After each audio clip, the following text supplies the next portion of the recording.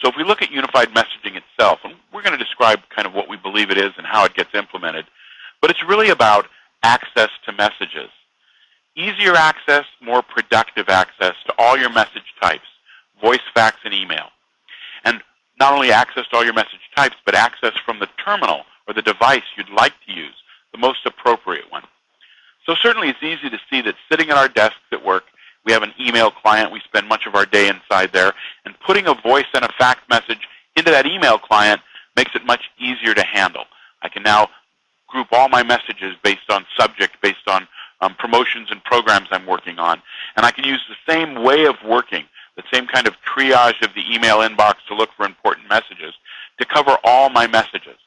But it goes beyond that because for some of us, working at a desktop all day long isn't an option.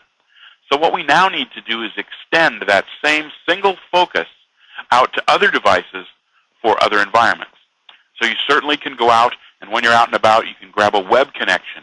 And using web access, you can probably get to your email system. So it would be great if you could get your voice and fax as you're getting your email messages through a web connection.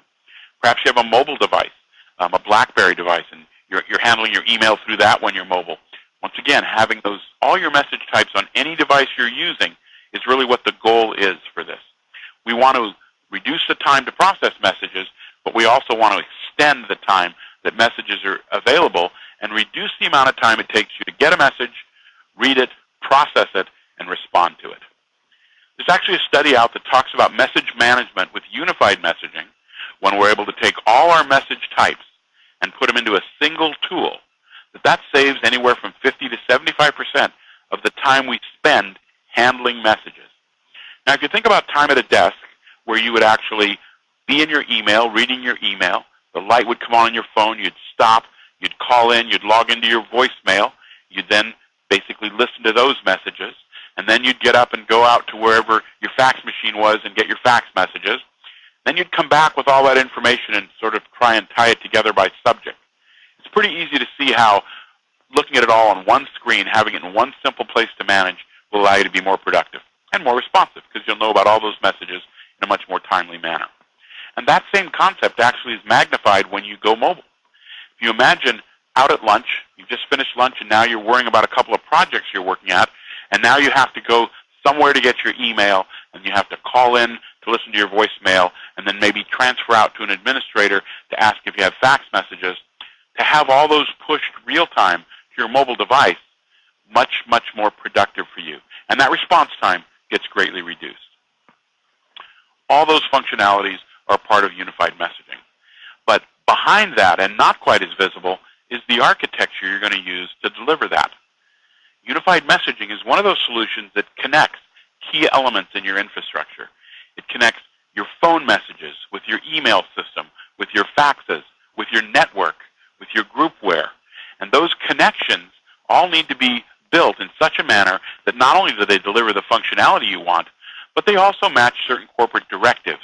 And we're going to look at those when we talk about how to connect unified messaging. Certainly the interoperability with the email system is the first and key piece, and we've been doing that for a long time now, and we're completely comfortable with any type of email you have. We can give you unified messaging. Now the feature mix varies a little bit from email to email, but not noticeably. The functionality is going to be there no matter what email system you have once you take the time to roll it out. We can support up to 10,000 users using unified messaging on a single CallXpress system today, and that number actually doubles in our next software release. So I'm guessing no matter what your enterprise is structured like, CallXpress is going to fit your needs to be looking at getting that value from unified messaging. The industry's all excited about unified messaging in the last few years. Now, mind you, we shipped our first unified messaging product in 1991, and it was fairly slow going in the early days to convince people of the value of unified messaging. It was early in the early days of LANs and of email systems, and there were a lot of challenges. But slowly over the years, as we started rolling this out for more and more customers, we've learned from those customers what types of features they have, what types of connectivity they want to have. And the market's got more and more interesting, and in the last few years, it's absolutely blossomed. Right now, the studies talk about 75% of the enterprises plan to roll out UM between now and 2010. And frankly, that's purchasing decisions you're evaluating today. The We're talking about the market doubling in size, and that's a pretty good step. To be in a market that's doubling in size is a good place to be. And as we look at the deployment of IP technologies, which is another area of the technology that's really getting a lot of focus right now, we need to kind of do two things. First, we need to focus on the fact that this unified messaging functionality works fine with the new IP technology. But we also need to keep in mind that the unified messaging functionality isn't tied to IP. The same functionality we're talking about today will work fine on a new IP phone system or on your legacy phone system. In fact, you can purchase unified messaging today with the system you have, knowing full well you can go to any IP phone system and not lose a bit of the functionality that CallXpress provides today. So in an environment where you have a number of solutions you're looking at, focusing on the unified messaging one today and leaving the IP one for tomorrow is something that works very, very well. So as we talk about unified messaging itself, most of you have probably seen the famous screenshots and the demos of what goes on. And the concept's simple. We're going to put all our message types into one tool, the appropriate tool for wherever you happen to be. Now this is showing you the email tool. It just happens to be a Microsoft Outlook screenshot. It could just as easily be Notes or Eudora or Norvell GroupWise or any client you really want to talk about. And inside that inbox, what you see is voice messages, designated by the little telephone icon, fax messages by the little piece of paper, and regular email messages. And these are literally all processed in the same way. Not much of a learning curve for desktop unified messaging. You open up your inbox, you see a new message, you double-click it, that'll bring the message up, and we'll talk about playing that message in a second.